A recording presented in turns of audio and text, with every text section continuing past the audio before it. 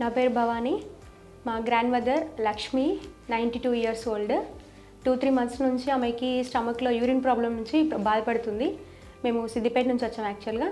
అయితే సిద్దిపేటలో డాక్టర్ని కన్సల్ట్ అవుతే స్టమక్లో కొంచెం సిస్ట్ ఉందని చెప్పేసి తెలిసింది. ఆ సిస్ట్ గురించి మేము ఆల్రెడీ తనకి 2010లో ఒక 3 స్టంట్స్ పడ్డాయి, హార్ట్ పేషెంట్. అందుకని చెప్పి డైరెక్ట్గా సిటీకి వచ్చేసాము.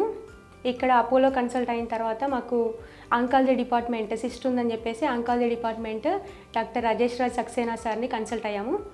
ఇక్కడ వచ్చిన తర్వాత సార్ కంప్లీట్గా ఎగ్జామిన్ చేసి తన స్టమక్లో 14x7x8 సెంటీమీటర్స్తో సిస్ట్ చాలా పెద్దగా ఉంది. బట్ తను heart patient and 92 years old కాబట్టి కొంచెం రిస్క్ సర్జరీ అని చెప్పేసి సార్ చెప్పారు. అయినా కూడా ఆలోచించుకోమని చెప్పిన తర్వాత మేము ఒక 2 డేస్ టైం తీసుకొని ముందుకు వచ్చాము. కానీ సర్జరీ మాత్రం చాలా సక్సెస్ఫుల్గా, ఎంత భయపడ్డామో అంత సక్సెస్గా జరిగింది.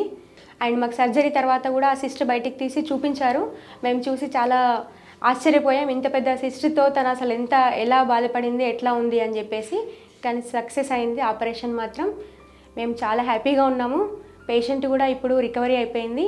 పేషెంట్ రికవరీ కంప్లీట్గా అయిపోయింది అండ్ ఏ ప్రాబ్లం లేదు. యూరిన్ ప్రాబ్లం కూడా తగ్గిపోయింది.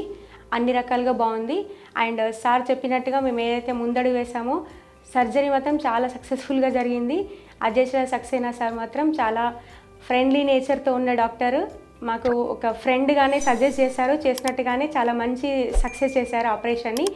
అండ్ అపోలో హాస్పిటల్ వైపు వస్తే మాత్రం మాకు వచ్చినప్పటి నుండి కూడా మేము డిశ్చార్జ్ అయ్యేంత వరకు మాకు చాలా మంచి సపోర్టివ్ ఇచ్చారు.